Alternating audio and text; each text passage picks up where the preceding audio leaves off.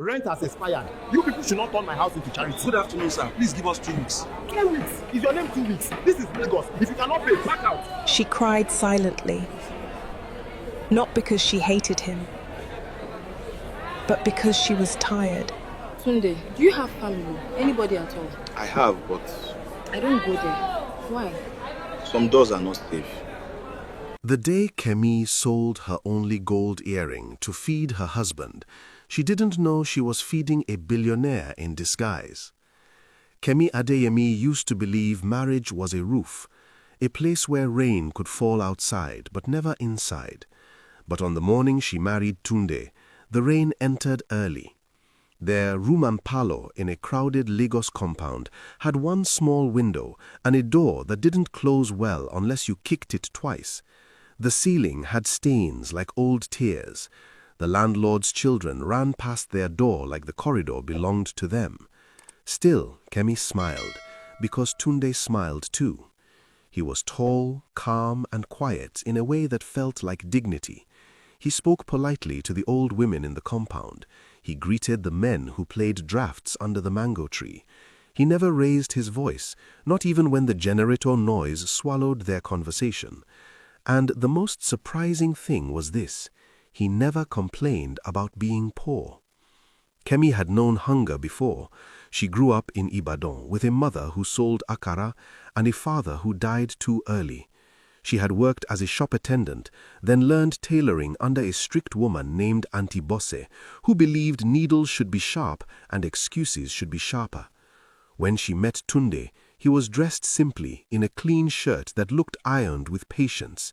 He told her he did small work, running errands, assisting people, anything honest.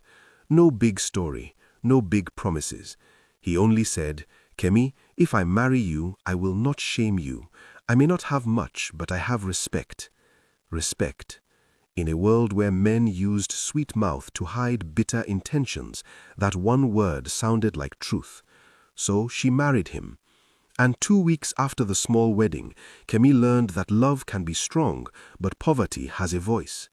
It was the voice of the landlord's knock. "Madam Kemi," the landlord shouted from outside, "rent has expired. You people should not turn my house into charity." Kemi's stomach turned hot. Tunde was washing his small plate at the back, calm as always. He dried his hands on his faded towel and stepped forward. "Good afternoon, sir," he said gently. "Please give us 2 weeks." The landlord scoffed.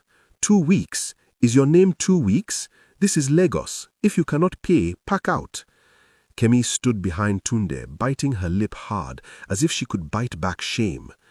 That night, as the compound settled into darkness and the smell of fried fish drifted from someone's room, Kemi counted the little money she had hidden in a nylon bag. It was not enough. She looked at her husband and forced herself to ask, softly, "Tunde, this small work you do, is it still moving?" Tunde's eyes flickered just once. "It is moving," he said, "but not fast." Kemi swallowed. She wanted to be angry, but she couldn't find the anger. She only found fear. Still, she nodded. "Okay, we will manage." Tunde reached for her hand. "Kemi, thank you." That was the beginning. Hard times have a way of sending visitors. One Saturday, Kemi went to the market to buy half-paint rubber of gari and small pepper. As she walked back, balancing her nylon bag, she met her old friend, Sola, outside a salon. Sola screamed her name and hugged her tightly. "Kemi! Ah, marriage has entered your eyes," Sola laughed, then paused and studied her face. "But are you okay?" Kemi forced a smile. "We are fine." Sola looked around, then lowered her voice. "My sister, I heard you married that quiet man, Tunde. People say he is not serious." Kemi's smile became thinner. "Who is people?" Sola leaned closer. "You know Lagos people. They say he has no direction. And you are a good woman. You can do better." Kemi's chest tightened. "Sola, what are you saying?" Sola straightened and said the thing she came to say. "There is a man, Mr. Bayo. He is a big contractor. He is looking for a wife. I work in his office sometimes, so I know. He asked me if I know a responsible woman. I thought of you." Kemi's mouth went dry. Sola continued quickly. it is not like I am telling you to divorce, but think about your life. This Lagos will not pity you. If you keep suffering with a man who cannot provide, you will waste your youth. Kemi's hands shook slightly on her nylon bag. The offer did not sound like friendship. It sounded like temptation wearing lipstick. Kemi remembered her mother's voice from years ago. My daughter, if hunger is pushing you, don't let desperation push you into shame. She looked at Sola and spoke slowly. Sola, thank you, but I am married. I don't want another man. I want my husband. Sola's face fell, as if Kemi had rejected a miracle. Kemi, don't be proud. Kemi's eyes softened. It is not pride, it is love. Sola hissed lightly. Love cannot pay rent. Kemi said nothing. She only walked away. As she walked, she felt tears threatening her eyes. Not because she wanted the contractor, but because she understood the truth inside Sola's words. Love could not pay rent, but love could still choose character. That day, Kemi passed the moral test quietly, not with shouting, not with drama, just with one stubborn decision, to stay loyal even when life gave her an easier door. The landlord did not wait for any 2 weeks. On Monday morning, he returned with 2 men who had shoulders like walls and faces like hunger. "Pack out," he shouted, "today." Kemi begged, she pleaded, but poverty is a bad lawyer. The men dragged their small bag outside, their mattress followed, their plastic buckets rolled, their pot cover clanged on the ground like a bell announcing disgrace. People came out of their rooms to watch. A woman named Mama Nkechi, who always knew everybody's business, sighed loudly. "See what I said. A woman will marry love and forget survival." Kemi's eyes burned. Tunde carried their mattress on his head without speaking. His face was calm, but his jaw was tight. He looked like a man swallowing fire. They found temporary shelter in a small unfinished building behind a mechanic yard. The smell of engine oil became their new perfume. At night, mosquitoes sang around their ears like they were paying rent for the place. Kemi tried to remain strong, but some nights, when she thought Tunde was asleep, she cried silently. Not because she hated him, but because she was tired. One evening, after they had eaten plain rice with salt water and small palm oil, Kemi asked carefully, "Tunde, do you have family? Anybody at all?" Tunde stared into the darkness. "I have," he said slowly, "but I don't go there." Kemi frowned. "Why?" He paused too long. Then he replied, "Some doors are not safe." Kemi wanted to ask more, but something in his voice warned her to stop. So she stopped, and the hardship grew legs. Kemi's sewing machine, which was her hope, got damaged because rain entered the unfinished building one night. The mechanic boys laughed and said, "Madam Taylor, your machine too don't suffer." Kemi tried to fix it, but it needed money. Then Tunde's small walk stopped completely. One day he left early and returned late, his shirt dusty, his eyes heavy. Kemi asked, "How was today?" Tunde answered softly, "I tried. That was all." Soon, Kemi began to lose weight.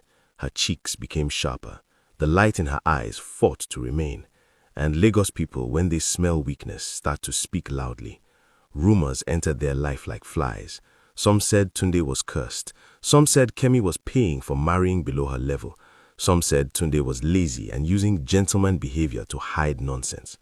One Sunday, Kemi went to church alone because Tunde said he didn't feel like going. A woman from the choir pulled her aside. "My sister," she said in a pitying voice, "we are praying for you, but you know prayer needs wisdom too." Kemi's heart sank. The woman continued, "If your husband is not ready, you can separate for a while. God understands." Kemi forced a smile and walked away. That night, Kemi confronted Tunde not with anger, but with tired truth. "Tunde, I am not asking for mansion. I am not asking for big car. But we cannot be sleeping in a place where rain enters our mouth." Tunde looked at her for a long moment. His face was still calm, but his eyes carried something deeper. Like a man watching a storm he expected. "Tunde, Kemi, if you want to go, go." Those words slapped her. Kemi's throat tightened. "Is that what you want?" Tunde shook his head. "No, but I will not hold you hostage. I will not use love to imprison you." Kemi's cheers fell. "So, what do you want?" Tunde's voice dropped low. I want to know if you love me when I have nothing. Kemi stared at him. It sounded like a strange question for a struggling man to ask. But Timmy was too tired to analyze it. She only answered from her heart. I love you, she said, but love should not kill us. Tunde nodded slowly, as if he had heard something important. Then, in the weeks that followed, Kemi made a decision that changed everything. She sold her only gold earring, the one her late mother gave her, to fix her sewing machine and buy food. When she handed the money to Tunde, she did not say, see what I did. She only said, let us stand again. Tunde's eyes watered. He turned his face away quickly, as if tears were a shameful thing. That night, Kemi heard him whisper in the dark, like a prayer, God, she is real. Kemi didn't understand, but something in her spirit trembled. One afternoon, while Kemi sat outside sewing an old woman's wrapper to earn small money, she saw a commotion near the road. A small crowd had gathered. Someone was shouting, thief! Thief! A young boy ran past, clutching a brown envelope. Behind him, an old man in native attire stumbled and nearly fell. Kemi stood up. She looked at the boy, then at the old man. People watched and shouted, but nobody moved fast enough. Kemi did not think, she acted. She dropped her sewing, ran forward and stretched out her leg. The boy tripped and fell hard. The envelope flew from his hand. The crowd rushed in, ready to beat the boy. Kemi lifted her hand sharply. Stop! They paused, surprised. Kemi picked up the envelope and hurried to the old man. Sir, take, she said, breathing hard. The old man stared at her face as if he was seeing something rare. Thank you, my daughter, he said, voice shaking. You saved me. The crowd began to drag the boy, shouting insults. The boy cried. Kemi's heart softened. She turned to the crowd. Don't kill him. He is wrong, but beating him will not make you right. Mama Nkechi would have called Kemi foolish, but Kemi was not the type to worship violence. The old man raised his hand gently. Leave the boy, he said. The crowd murmured, Ah, Baba, he stole. The old man looked at the trembling boy. Go, he said.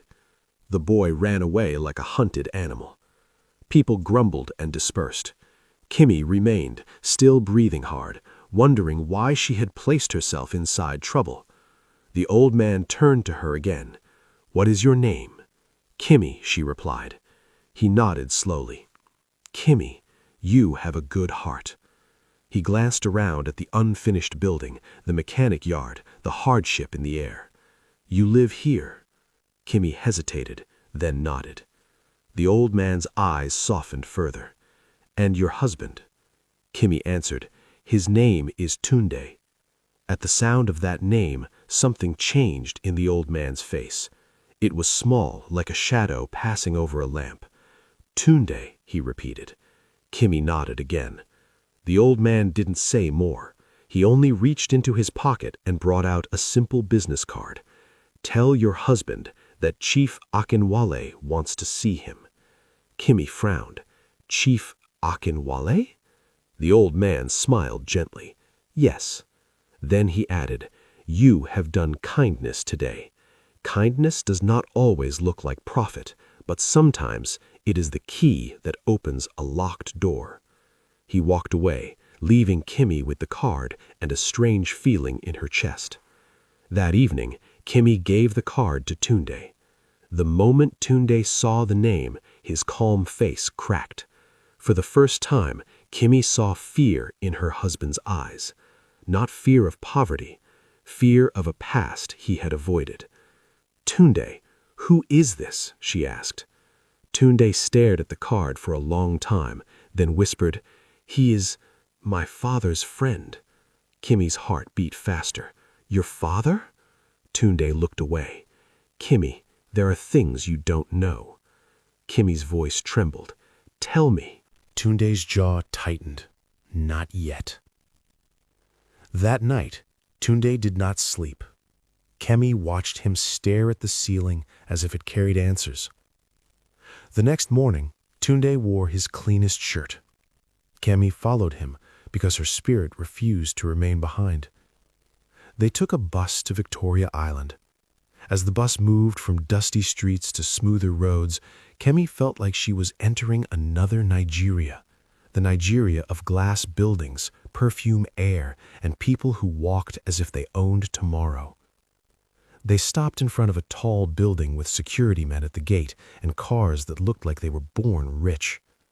Kemi's mouth opened slightly. "Tunde," she whispered, "are we in the right place?" Tunde nodded. The security man looked at them dismissively at first. Then he saw the cart. His posture changed. "Ah, madam, sir, please enter." Kemi's stomach twisted. Inside, the air was cold. The floor shone like water. People in suits moved like they were late for important decisions. Kemi held Tunde's hand, afraid of being swallowed by the place. They were led upstairs. And in a large office, sitting like a king who didn't need a crown, was the old man, Chief Akinwale. He smiled when he saw Kemi. "My daughter." Then he looked at Tunde, and the smile faded into something heavier. "Tunde," he said quietly, "how long will you continue this?" Tunde's shoulders stiffened. Chief Akinwale stood up slowly and walked closer. "Do you think hiding will heal you? Do you think poverty will cleanse the betrayal you saw?" Kemi's head spun. "Betrayal?" Tunde finally spoke, voice low. "Chief, I wanted a life that was real." Chief Akinwale nodded. "And have you found it?" Tunde glanced at Kemi. His eyes softened. "Yes." Chief Akinwale looked at Kemi. "Do you know who your husband is?" Kemi's lips parted, but no sound came out. Chief Akinwale sighed, then spoke the sentence that turned Kemi's world upside down. "Your husband is Tunde Adeyemi, the only son of Chief Richard Adeyemi, founder of Adeyemi Holdings." Kemi stared. The name sounded like thunder. Adeyemi Holdings was not small. Even Kemi, who lived in a mechanic yard, had heard of it. A company tied to real estate, logistics, oil contracts, and big government deals. Kemi's knees weakened. She looked at Tunde as if he had turned into another person. "Tunde," she whispered, "is this true?" Tunde's face was quiet, ashamed and tired at the same time. He nodded slowly. Kemi felt hot anger rise, not loud, but sharp. So all this suffering was what? A plan? Tunde flinched. Chief Akinwale raised his hand. "My daughter, listen." Kemi's eyes burned. "No, sir, I want to hear from him." Tunde swallowed. "Kemi, I didn't marry you to punish you." "Then why?" Kemi demanded, tears falling. "Why did you let me sell my earring? Why did you let us sleep in that building? Why did you allow people to mock us?" Tunde's voice broke slightly. "Because I was afraid." Kemi blinked. Afraid of what? Tunde looked at the window, then back at her. "My father was rich," he began slowly, "but the people around him loved the money more than the man. I watched family members plot. I watched friends smile and plan. When my father fell sick, the people who called him brother began to count his property while he was still breathing." Kemi's chest tightened. Tunde continued. "When he died, they fought like hyenas. They wanted me to take over, but I saw how greed can turn love into poison. I didn't trust anybody. I didn't even trust myself." Kemi's anger shook. "So you ran away?" Tunde nodded. "I ran. I hid. I lived small. I wanted to marry someone who loved me, not my name." Kemi's voice was softer now, but wounded. "So you tested me?" Tunde's eyes filled. "Yes, and I hate myself for it, but I needed to know." Chief Akinwale added quietly, "His family tried to force him into a marriage with a woman who wanted the company, not the man. He escaped. He wanted truth. Kemi's tears fell freely. She looked at Tunde and whispered, "You should have trusted me enough to tell me. Love is not a thing you measure with suffering." Tunde stepped closer. "Kemi, I am sorry." Kemi's heart felt like it was splitting. But the revelation was not finished. Chief Akinwale walked to his desk and opened a file. "There is another reason I called you," he said. He looked at Tunde. "Your uncle and some board members have been using your absence to drain the company. They are selling assets quietly. They are turning your father's sweat into their personal pocket." Kemi's eyes widened. Chief Akinwale turned to Tunde. "Tunde, you have seen a wife who chose you in poverty. Now go and protect what your father built, because if you don't, the greedy will teach you another lesson." Tunde's jaw tightened. For the first time, Kemi saw a different strength in him, not the calm strength of endurance, but the sharp strength of responsibility. Tunde nodded. "I will go back." Then he turned to Kemi, voice shaking, "But I will not go back without you." Kemi stared at him. "After all this, you still want me?" Tunde's eyes pleaded. "Kemi, you are the only real thing I have touched in years." Kemi breathed deeply. She wanted to run. She wanted to scream. She wanted to slap him and hug him at the same time. But Kemi was a woman raised by hardship and wisdom.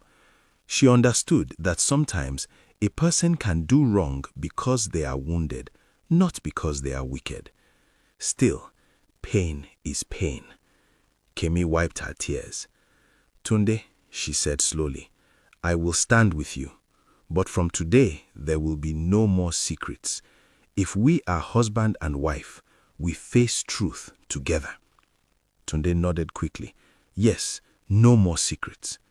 Chief Akinwale smiled faintly. "Good, because the next storm is not small." Within days, Kemi and Tunde entered a world Kemi had only seen on television. A big house, quiet rooms, security men, people calling her Madame with mouths that looked respectful but eyes that looked curious. And then came the family. Tunde's uncle, Uncle Femi, arrived with a smile that did not touch his eyes. "My son," he exclaimed loudly, "so you finally remembered you are Adeyemi?" Behind him was a woman dressed like wealth, Tunde's cousin, Temitope, who looked at Kemi as if Kemi was a stain on expensive cloth. "So this is the wife," Temitope said, voice sweet and sharp. "Interesting." Kemi held her head high. Tunde stood beside her, calm but firm. In the board meeting that followed, men and women in suits tried to speak over Tunde, but Tunde did not shrink. He asked questions. He demanded documents. He removed 2 executives that same day. The room shook. That night, Kemi heard staff whispering, "He has returned. The real heir has returned." But greed does not surrender quietly. One evening, Kemi overheard Temitope talking on the phone. "Yes, she is just a poor tailor. We can make her tired. If she leaves him, we can push our own candidate." Kemi's stomach turned. She didn't confront Temitope immediately. She went to Tunde and told him quietly. Tunde's face hardened. "They haven't changed," he murmured. Kemi asked, "Will they try to destroy us?" Tunde answered, "They will try." And they did. They planted stories in the media that the returned heir had married a woman who used charm to trap him, that Kemi was a gold digger, that she was the reason contracts were being cancelled. Kemi wanted to hide, but she remembered the unfinished building. She remembered the earring. She remembered how she stood when she had nothing. So she stood again. One day, as Kemi visited a small charity program the company supported, an old woman held her hand and said, "My daughter, the way you speak, you have known hunger." Kemi nodded. The old woman smiled. Then you will not use power to oppress. Those words became her shield, and slowly the truth began to speak louder than rumors. Staff members saw Kemi's humility. Drivers saw her greet them. Cleaners saw her thank them. The company began to breathe again. Then, near the end of the storm, Chief Akinwale called a final meeting. In front of the board, he revealed documents showing Uncle Femi's secret deals and theft. Tunde tried to deny, but evidence does not fear shouting.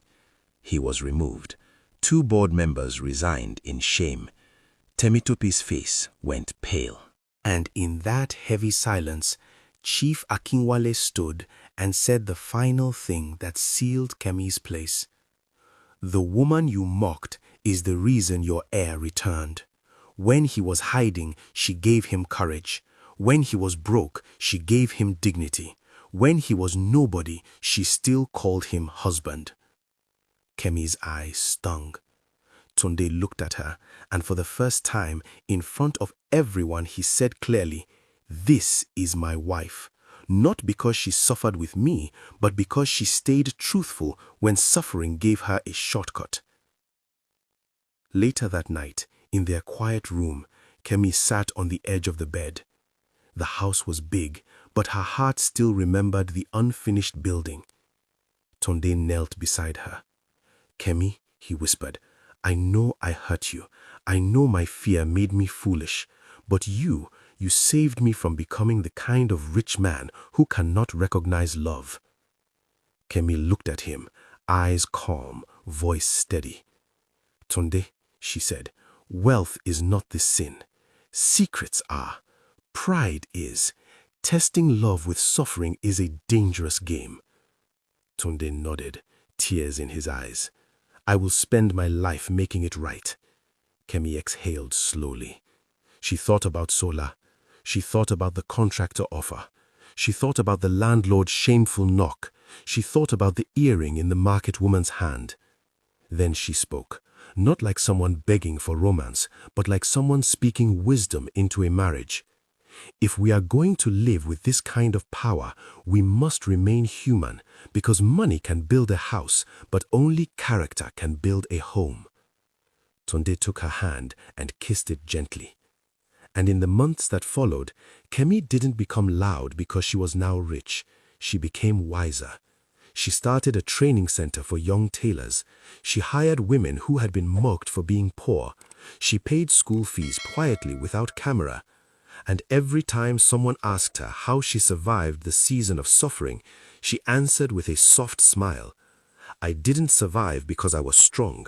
I survived because I refused to trade my soul for comfort." Because in the end, the real billionaire's secret was not the money. It was the truth Kemi carried, that love without character is only hunger wearing perfume. And that is why the elders say, a home built on humility will outlive a palace built on pride.